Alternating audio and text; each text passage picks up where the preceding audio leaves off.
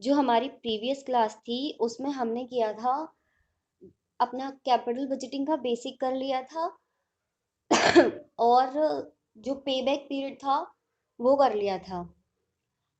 ARR करना था आज हमें। एआरआर मतलब एवरेज रेट ऑफ रिटर्न, जिसको हम अकाउंटिंग रेट ऑफ रिटर्न भी बोलते हैं और अनएडजस्टेड रेट ऑफ रिटर्न भी बोलते हैं। ठीक है।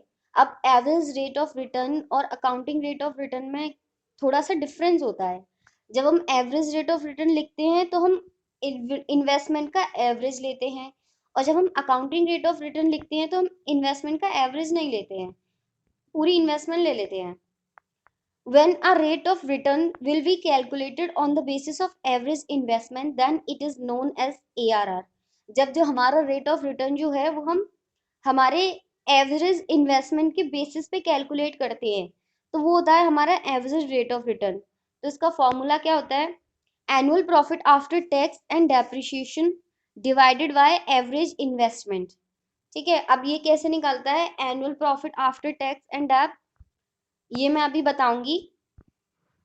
और अगर मुझे खाली रिटर्न ऑन इन्वेस्टमेंट देखना है तो अकाउंटिंग रेट ऑफ रिटर्न आता है मेरा annual profit after tax and date divided by initial investment. इसमें क्या डिफरेंस आया, हमने एवरेज इन्वेस्टमेंट ना लेकर इनिशियल इन्वेस्टमेंट ली है, और इसको हम एडजस्टेड रेट ऑफ रिटर्न भी बोलते हैं। ठीक है, तो मेरा एआरआर अगर मैं वैसे निकालूं तो जो मेरी एनुअल प्रॉफिट है आफ्टर टैक्स एंड डेट वो कैसे निकलता है, annual saving minus investment minus scrap value upon n. जो investment minus scrap value divided by number of years है, ये हमने किया था कल। ये किसका फॉर्मूला होता है, ये होता है डेप्रिसिएशन का। इससे हमारी डेप्रिसिएशन निकल आती है। और एवरेज इन्वेस्टमेंट मतलब investment plus scrap value. Scrap value क्या होती है, जब मशीन की पूरी ईयर जो उसकी वर्किंग लाइफ होती है वो निकल जाती है। जैसे हमारी किसी भी मशीन की वर्किंग लाइफ 10 ईयर्स थी, तो 10 ईयर्स के बाद जब हम उसको सेल करेंगे कुछ तो बचेगा ना, उससे जो भी हमें मिलेगा वो होती है हमारी स्क्रैप वैल्यू। उन दोनों को ऐड करके डिवाइडेड बाय 2 कर देंगे तो हमारी एवरेज इन्वेस्टमेंट आ जाती है। ठीक है।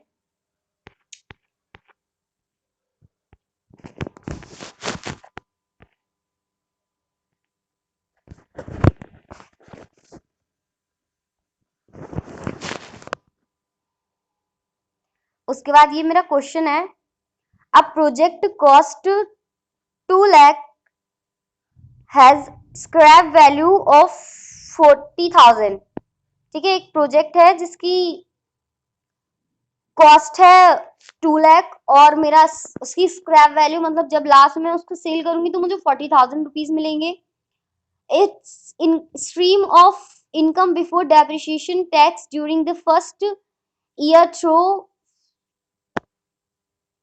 5 ईयर इज 40,000। अब मेरे को पूरा प्रॉफिट दिया है हर साल का 40,000 48,000। मतलब इसमें हर साल एक जैसा प्रॉफिट नहीं है, मतलब जो रिटर्न आएगा हमें एनुअल पे उस मशीन को यूज करके वो एक जैसा नहीं है कि हर साल हमें 40,000 रिसीव हो रहा है। हर साल हमें अलग रिसीव होगा। एक एक साल 40,000 रिसीव हो गया, दूसरी साल 48,000, तीसरी साल 56। ठीक है, इस तरीके से रिसीव होगा। तो सबसे पहले इस क्वेश्चन में मुझे annual cash flow find out करना पड़ेगा। अब एनुअल कैश फ्लो हम कैसे फाइंड आउट करते हैं, सबसे पहले एवरेज प्रॉफिट 5 साल का प्रॉफिट गिवन है तो आ, उसका total divided by number of years, कितने 5 साल, तो मेरा आ जाएगा 5,76,000। ठीक है, उसके बाद मैं डेप्रिसिएशन को माइनस करूंगी तो आ जाएगा 32,000। उसके बाद earning after dep but before tax, ये मेरा आएगा 25,600। ठीक है,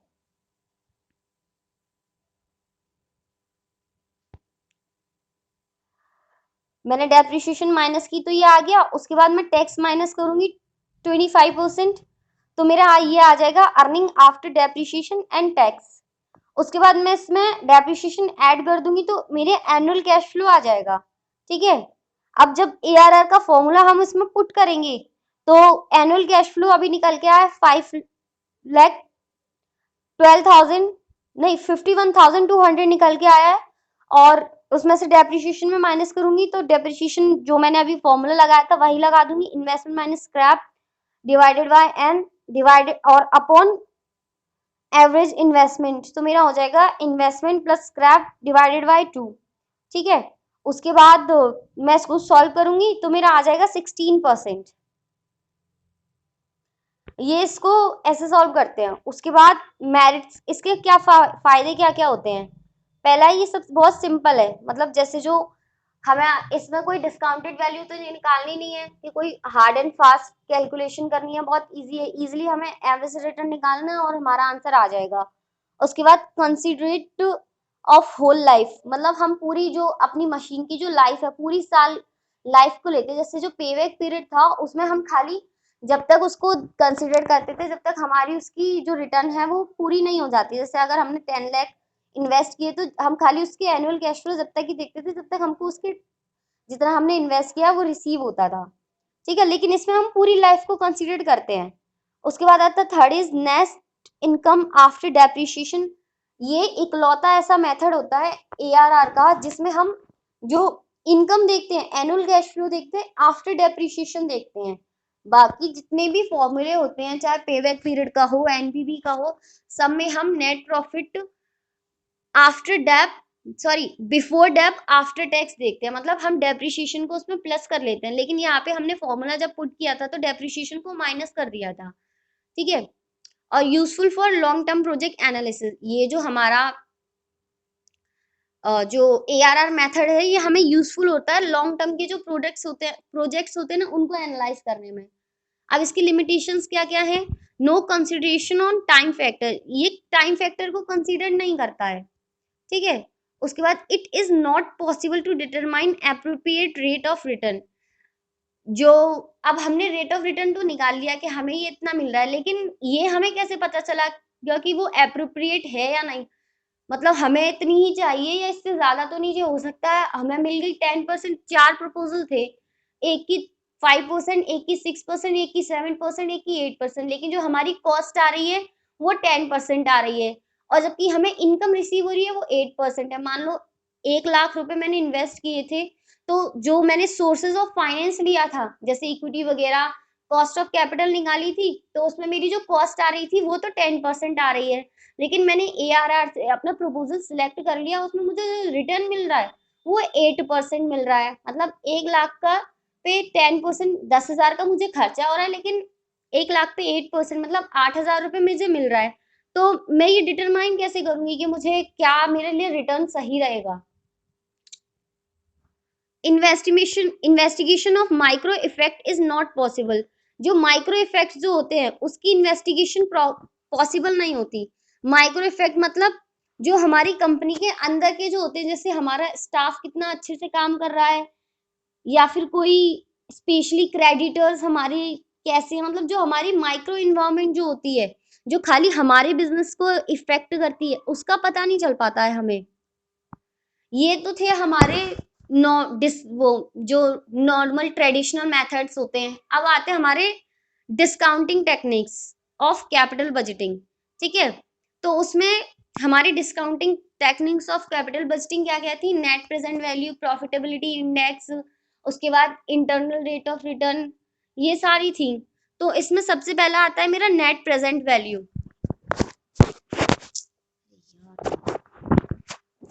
नेट प्रेजेंट वैल्यू क्या होती है, 1 मिनट वेट करो।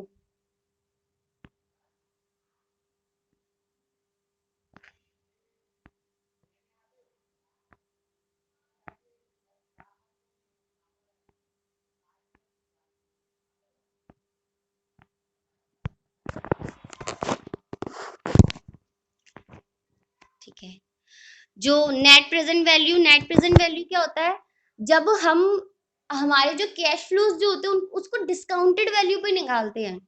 मतलब जैसे आज कोई चीज मुझे 10 रुपए की मिलती है तो 10 साल बाद जब मैं उस चीज को खरीदूंगी तो क्या वो मुझे 10 रुपए की ही मिलेगी।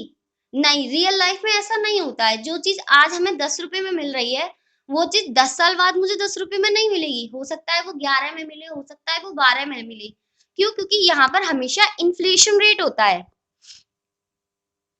ठीक है। तो जिसकी वजह से हमारी जो चीजें होती है वो आने वाले फ्यूचर में महंगी हो जाती हैं। तो इस जो ड्रॉबैक है कि जैसे मुझे फ्यूचर में मैं ये एस्टिमेट लगा रहा हूँ कि मुझे हर साल 10,000 रुपये मिलेंगे, लेकिन आगे 2 साल बाद 4 साल बाद क्या 10,000 रुपये की सामान में उतना ही खरीद पाऊंगी जितना मैं आज 10,000 रुपये भी खरीद सकती हूँ? नहीं, ऐसा नहीं होता है, क्योंकि हमेशा there is a inflation rate. हमेशा हमारे कंट्री में इन्फ्लेशन रेट रहती ही है।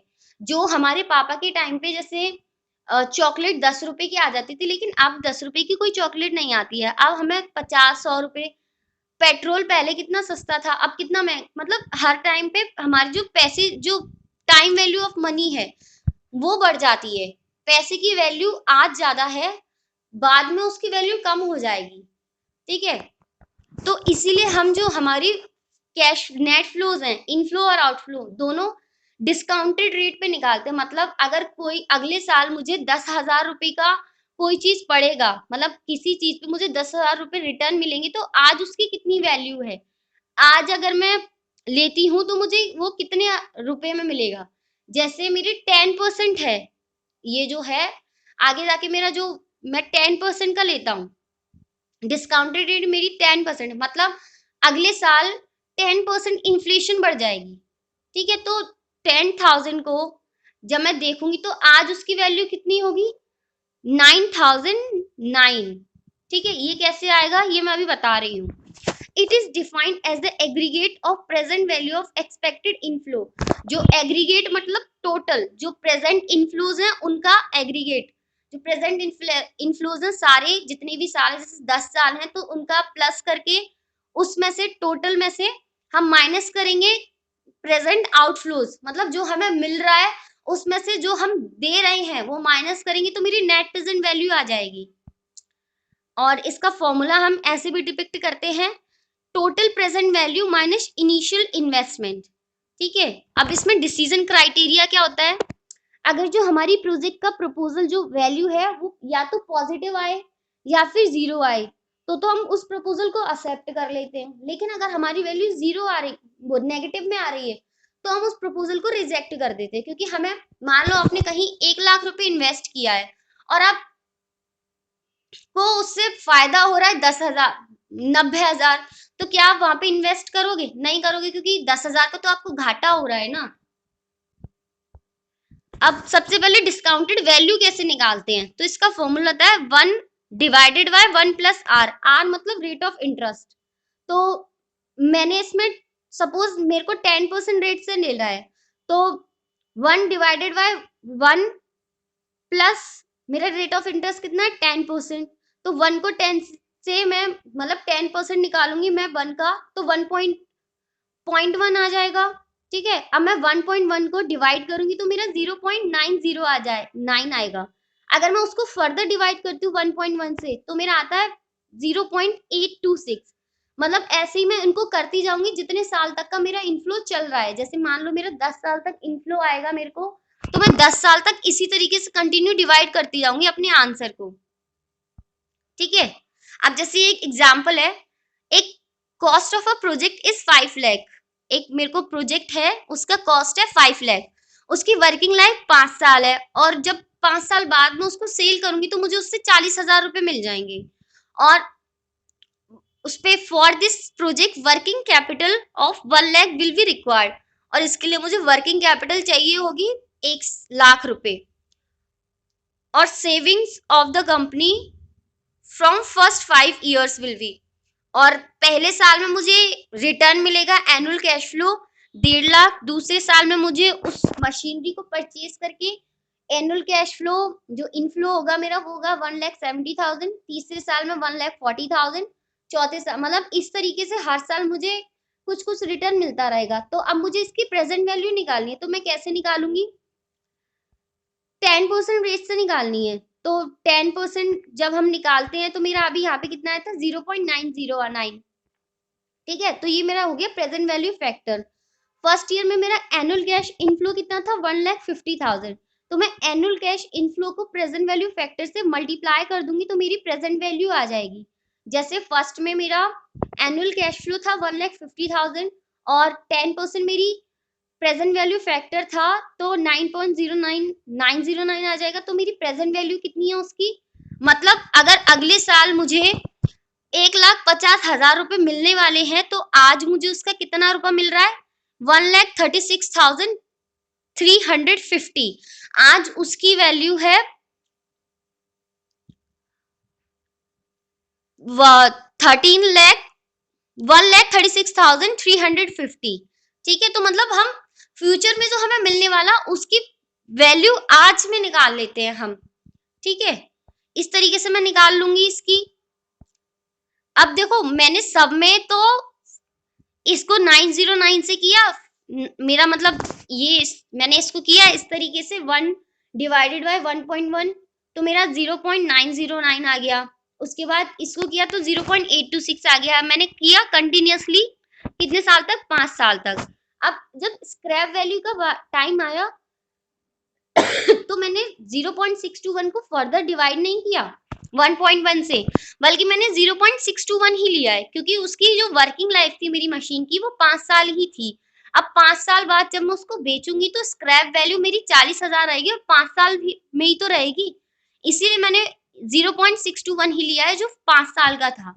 इसलिए मैंने वर्किंग कैपिटल भी लिया है। तो मेरी टोटल प्रेजेंट वैल्यू कितनी आ जाएगी इसकी, 7,91,750। इस तरीके से हम निकालते हैं प्रेजेंट वैल्यू। ठीक है, अब इसी की तरीके से होता है मेरा प्रेजेंट वैल्यू इंडेक्स, या फिर प्रॉफिट, जिसको हम प्रॉफिटेबिलिटी इंडेक्स मेथड भी बोलते हैं। मैं इसका क्वेश्चन अभी और कराऊंगी। उसके बाद आता है जो प्रेजेंट वैल्यू इंडेक्स है उसको हम बेनिफिट कॉस्ट रेशियो भी बोलते हैं और ड्यूरेबिलिटी फैक्टर भी बोलते हैं। ये चारों इसी के नाम होते हैं। अब इसमें क्या होता है, हम इसमें भी डिस्काउंटेड कैश फ्लोज ही लेते हैं, लेकिन उनका रेशियो लेते हैं, मतलब उनको डिवाइड करते हैं।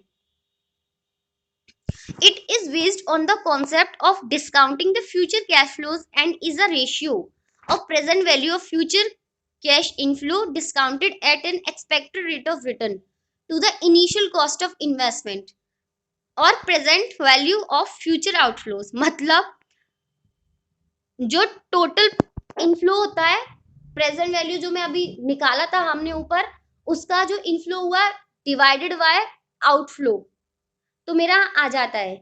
मतलब आउटफ्लो मतलब इनिशियली जो मैंने इन्वेस्ट किया था उससे हम डिवाइड करेंगे तो मेरा प्रॉफिटेबिलिटी इंडेक्स आ जाएगा। अब इसमें हम डिसीजन कैसे लेते हैं, अगर जो मेरा प्रॉफिटेबिलिटी इंडेक्स है वो 1 है या 1 से ज्यादा है तो मैं उस प्रपोजल को एक्सेप्ट कर लेती हूँ, लेकिन अगर वो 1 से कम है तो मैं उसे रिजेक्ट कर देती हूँ। अच्छा, अगर मेरा एनपीवी जो है वो माइनस में आएगा तो मेरा प्रॉफिटेबिलिटी इंडेक्स जो है वो नेगेटिव होगा। हाँ, क्योंकि जब मुझे जो प्रॉफिट हो ही नहीं रहा, मुझे लॉस हो रहा है, तो जो मेरा प्रॉफिटेबिलिटी इंडेक्स है वो भी तो नेगेटिव हो जाएगा। अब सपोज आपके जो एनपीवी है उसने कोई दूसरा प्रपोजल, मतलब 4 ऑप्शंस थे आपके पास, कि आपके पास 4 अलग अलग ऑप्शंस थे। अब उन चारों में आपने पहले तो एनपीवी लगा के देखा कि एनपीवी के हिसाब से पहला ऑप्शन बेस्ट है, और पीआई जो प्रॉफिटेबिलिटी इंडेक्स है उसके हिसाब से दूसरा ऑप्शन बेस्ट है, और आपने इंटरनल रेट ऑफ रिटर्न एक और मेथड होता है वो लगाया, उसके हिसाब से तीसरा बेस्ट है। तो आप तो कंफ्यूज हो जाओगे तो मैं कौन से मेथड की बात मानूं। तो ये होता है कॉन्ट्रडिक्शन, कि जब हम सारे जो आंसर्स हैं वो अलग अलग प्रपोजल को एक्सेप्ट करने की बोल रहे हैं। मतलब नेट प्रेजेंट वैल्यू के हिसाब से फर्स्ट मेथड जो है, फर्स्ट प्रपोजल जो है वो बेस्ट है, और जो दूसरा है मेरा प्रॉफिटेबिलिटी इंडेक्स उसके हिसाब से तीसरा प्रपोजल बेस्ट है। तो उस टाइम में मैं किसको कंसीडर करती हूँ, अगर मेरा कॉन्ट्रडिक्शन है नेट प्रेजेंट वैल्यू और आईआरआर के बीच में, मतलब मैंने नेट प्रेजेंट वैल्यू वाले मेथड से अपना आंसर निकाला और इंटरनल रेट ऑफ रिटर्न से अपना आंसर निकाला, तो जो प्रपोजल एनपीवी के मतलब नेट प्रेजेंट वैल्यू के हिसाब से जो बेस्ट होगा मैं वो एक्सेप्ट कर लेती हूँ, आईआरआर के ऑप्शन को हटा देती हूँ। अगर एनपीवी और पीआई में से दोनों में कॉन्ट्रडिक्शन है कि नेट प्रेजेंट वैल्यू ने मान लो थर्ड ऑप्शन बोला है और प्रेजेंट वैल्यू मतलब प्रॉफिटेबिलिटी इंडेक्स जो है उसने मेरे को फर्स्ट बोला, तो जो फर्स्ट वाला प्रपोजल था मैं वो एक्सेप्ट कर लूंगी। मतलब जो मुझे प्रॉफिटेबिलिटी इंडेक्स जो आंसर देगा मैं वो वाला प्रपोजल एक्सेप्ट कर लूंगी। अब मैंने तीसरे में प्रॉफिटेबिलिटी इंडेक्स लगा के देखा और इंटरनल रेट ऑफ रिटर्न लगा के देखा। अब यहाँ पे भी जो प्रॉफिटेबिलिटी इंडेक्स जो बोलेगा मैं वो वाला प्रपोजल एक्सेप्ट कर लेती हूँ, ठीक है। और इन सब में सबसे ज्यादा अच्छी जो टेक्निक होती है वो होती है मेरी प्रॉफिटेबिलिटी इंडेक्स। मतलब अगर मैंने सपोज नेट प्रेजेंट वैल्यू से भी देखा, उस आईआरआर से भी देखा और प्रेजेंट प्रॉफिटेबिलिटी इंडेक्स से देखा, तो जो रिजल्ट्स मेरे को प्रॉफिटेबिलिटी इंडेक्स देगा मैं वो वाला एक्सेप्ट कर लूंगी। मान लो मेरे पास 4 प्रोजेक्ट थे, एनपीवी के हिसाब से मेरा पहला प्रोजेक्ट अच्छा है, आईआरआर के हिसाब से मेरा दूसरा प्रोजेक्ट अच्छा है और पीआई के हिसाब से मेरा तीसरा प्रोजेक्ट अच्छा है, तो मैं क्या करूंगी, जो तीसरा प्रोजेक्ट प्रॉफिटेबिलिटी इंडेक्स के हिसाब से अच्छा था मैं उसको एक्सेप्ट कर लूंगी। अब ये मेरा क्वेश्चन है, ठीक है। तो इसमें 3 प्रपोजल्स हैं, ए बी और सी। मतलब पहले प्रपोजल जो है उसकी कॉस्ट 1 लाख है, मतलब मैं 1 लाख रुपए इन्वेस्ट करती हूँ तो मुझे 30,000 रुपए हर साल मिलेगा। और उसकी प्रोजेक्ट जो मशीन, मान लो मुझे मशीनरी खरीदनी है, अब मैं देखूंगी कि मार्केट में कौन सी मशीनरी ज्यादा अच्छी है, तो एक मशीनरी है वो 1 लाख रुपए की है जिसपे मुझे हर साल 12 साल तक रिटर्न मिलेगा 30,000 रुपए। और लास्ट में जब उसकी 12 साल हो जाएंगे तो जब मैं उसको सेल करूंगी तो 16,000 रुपए मिलेंगे। उसके बाद एक दूसरा प्रपोजल है, वो है 1,20,000 का, जिसमें हर साल एनुअल कैश फ्लो मुझे मिलेगा 32,000 का और उसकी लाइफ है 10 ईयर्स, मतलब 32,000 मुझे 10 साल तक मिलते रहेंगे। और लास्ट में जब मैं उसको सेल आउट करूंगी, मतलब लास्ट में जब मैं उसको बेचूंगी तो मुझे मिलेंगे 20,000 रुपए। और एक प्रोजेक्ट सी है जिसमें मैं इन्वेस्ट करूंगी 1,40,000, उस पर मुझे रिटर्न मिलेगा हर साल 34,000। और उसकी लास्ट में जब मैं उसको सेल आउट करूंगी तो मुझे मिलेगा 30,000, ठीक है। तो सबसे पहले, और इसमें इंटरेस्ट रेट है 10%, और मुझे निकालना है नेट प्रेजेंट वैल्यू और प्रॉफिटेबिलिटी इंडेक्स, दोनों चीजें निकालनी है। तो सबसे पहले मैं निकालूंगी अपना प्रेजेंट वैल्यू फैक्टर, ठीक है, क्योंकि मुझे इन जो ये एनुअल कैश फ्लोज हैं 30,000, 32,000 और 34,000, उनको ये दिए रखे हैं फ्यूचर की वैल्यूज पे, मुझे पहले निकालना पड़ेगा प्रेजेंट वैल्यू पे, ठीक है। मतलब मेरे को 30,000 रुपए मिलेंगे बाद में, लेकिन उस टाइम पे उसकी वैल्यू 30,000 नहीं होगी, उसकी वैल्यू कम होगी, क्योंकि मैं उस टाइम पे 30,000 से 30,000, आज मैं 30,000 रुपए से जितना का सामान खरीद सकती हूँ, मैं अगले साल 30,000 रुपए में उतना सामान नहीं खरीद पाऊंगी, मैं कम सामान खरीद पाऊंगी क्योंकि इन्फ्लेशन बढ़ जाएगी, ठीक है। तो पहले प्रोजेक्ट का मैं कैसे निकालूंगी, अब देखो इस क्वेश्चन में मुझे हर साल सेम रिटर्न मिल रहा है, हर साल मुझे 30,000 ही मिलेगा, तो मैं एक ही बार में सारा निकाल लूंगी।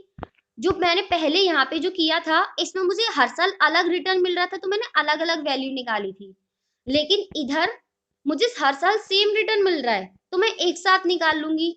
अब मैंने इसको किया डिवाइड, तो पहली साल मेरा जो आएगा प्रेजेंट वैल्यू फैक्टर वो 0.90 आया, फिर दूसरी साल 0.826 आया। इस तरीके से मैं, ये 12 साल का है तो मैं इस तरीके से 12 साल तक करूंगी तो मेरा टोटल आ जाएगा 6.814, ठीक है। प्रपोजल वी कितनी साल का है, 10 साल का, तो मैं ये है जो मैंने यहाँ पे किया है,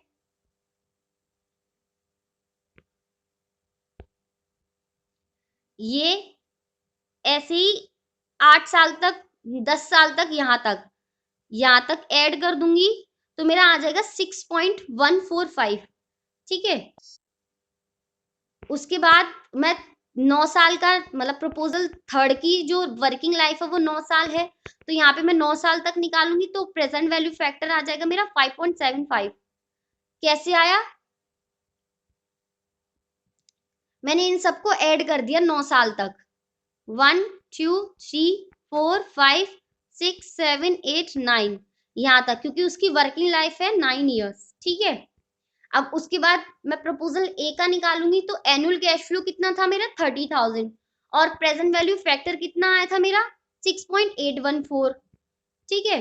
तो मैं मल्टीप्लाई कर दूंगी amount multiply by present value factor, तो मेरी प्रेजेंट वैल्यू आ जाएगी 2,44,000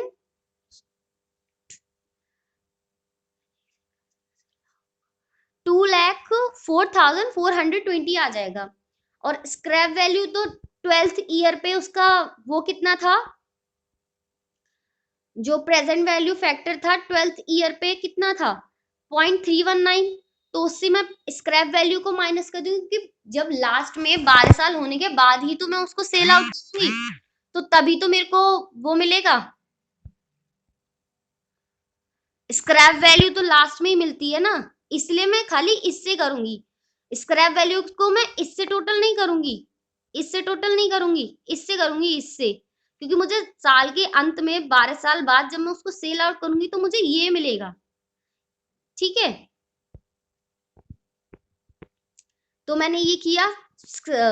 पहले प्रपोजल का स्क्रैप वैल्यू था 16,000 और उसको मैं मल्टीप्लाई करूंगी 0.319 से, तो मेरा आ जाएगा 5,104। तो मेरा ये प्रेजेंट वैल्यू आ गया। इसी तरीके से मैंने प्रपोजल बी का भी निकाल लिया और सी का भी निकाल लिया। अब मुझे नेट प्रेजेंट वैल्यू निकालनी है, तो present value minus initial investment. Present value कितनी थी मेरी, पहला जो प्रपोजल था उसकी थी 2,09,524 और इनिशियल इन्वेस्टमेंट कितना किया था मैंने, 1,00,000 रुपीज का। तो मैं इसको माइनस कर दूंगी तो मेरा आ जाएगा 1,09,524। इसी तरीके से मैं बी को कर लूंगी और सी को कर लूंगी। तो इसमें मेरा एनपीवी के हिसाब से कौन सा प्रपोजल बेस्ट है, फर्स्ट वाला, ये वाला, ये जो फर्स्ट वाला है इसके हिसाब से मेरा ये बेस्ट है। और अगर मैं प्रॉफिटेबिलिटी इंडेक्स निकालती हूँ तो नेट प्रेजेंट वैल्यू जो मेरी यहाँ पे निकाल के आई है, ये जो ये मेरी यहाँ पे निकल के आई है नेट प्रेजेंट वैल्यू, ठीक है, इंटू 100 डिवाइडेड बाय इन्वेस्टमेंट, तो मेरा आ जाएगा, इसको मैं सॉल्व करूंगी तो इस तरीके से मेरा ये आ जाएगा। ठीक है, आज के लिए इतना ही था। Thank you.